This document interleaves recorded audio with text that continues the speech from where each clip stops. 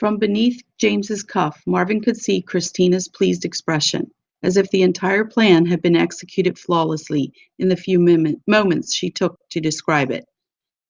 Wow, James said. Carl nodded thoughtfully. It's the perfect crime. You seem to have thought of everything.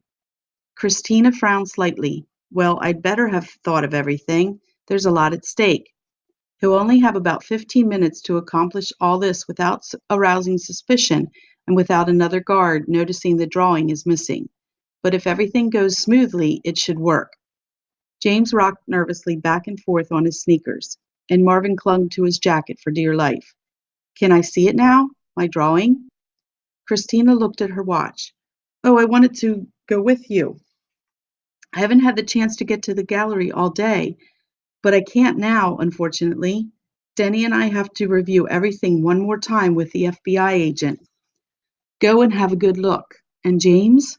She rested her hand on his head and smiled at him. Don't worry. This isn't the last time you'll see your wonderful drawing. I'm sure of it. James looked up at her suddenly. What about you? Will we see you again? He asked. Startled, Marvin turned to Christina. James had a point, he realized. All the preparations for the fake burglary were finished now, so there would be no further reason to meet with Christina, not until Marvin's drawing was recovered, if it was recovered. Sure we will, buddy, Carl said quickly, sounding embarrassed. You'll let us know what happens, right, Christina?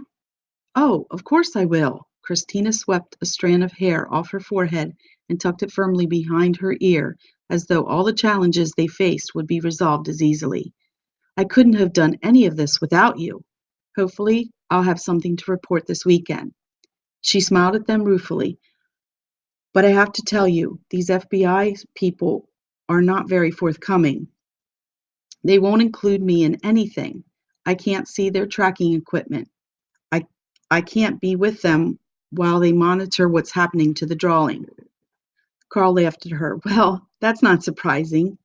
We're talking about the FBI, after all. It's their job to be secretive. Yes, I suppose so. And at least they've promised to give me updates over the weekend. Who knows? Maybe before too long, I'll have I'll have the pleasure of introducing you to Justice herself. Christina beamed at them, then hurriedly ushered them out of her office. We can't stay long, buddy, okay? Carl said as they walked down the long hall and through the hidden door into the drawings gallery. I promised your mom I'd have you back by 7, and it's after 6 already. Okay, James agreed. I just wanted to see it, that's all. In the distance, where the gallery opened onto the second-floor stairwell, Marvin could see the airy marble hall, flanked by statues and softly lit display cases of vases and bowls. A rush of people in winter coats poured through the gallery entrance. Carl's hand landed on James's shoulder. This way, he said. And then, crouching next to James and pointing across the room, look!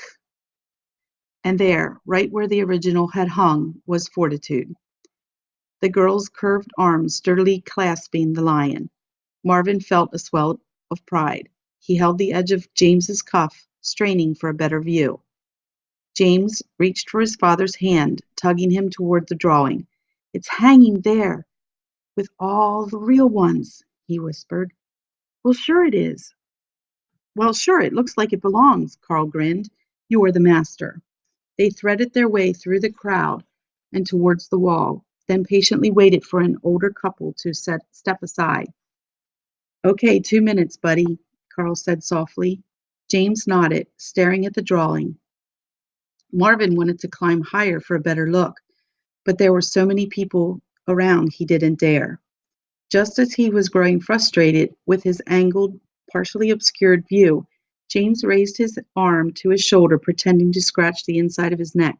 Gratefully, Marvin quickly crawled from jacket sleeve to collar. Now he was almost eye level with the drawing. He took a deep, happy breath and gazed at his work. And then his heart stopped. This wasn't his drawing. It was Dewar's. Dewar's! Marvin could tell instantly, but all he felt was confusion. Had he misunderstood? Had they not switched the drawings yet? He was certain that he was looking at the original. As faithfully as he had followed Dewar's lines, as carefully and reverently as he copied each whirl of hair and bulge of Suan. Marvin knew that the intricate strokes in the artwork before him weren't his. A drawing was as personal as handwriting.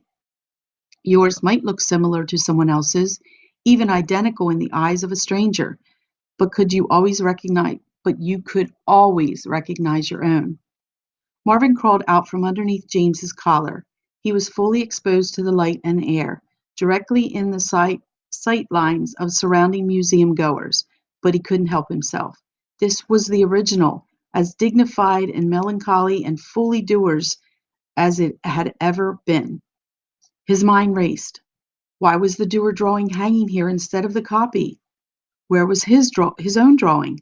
He gripped James's jacket, trying to piece together what could have happened. Christina had said the real drawing was in the museum director's office in a vault. How could this be? Marvin felt a growing sense of dread. He began to run back and forth along the edge of James's collar, frantic. The FBI agent was coming to take this drawing in nearly 2 hours' time. What if Christina had made a mistake? What if she'd somehow mixed up the two pictures?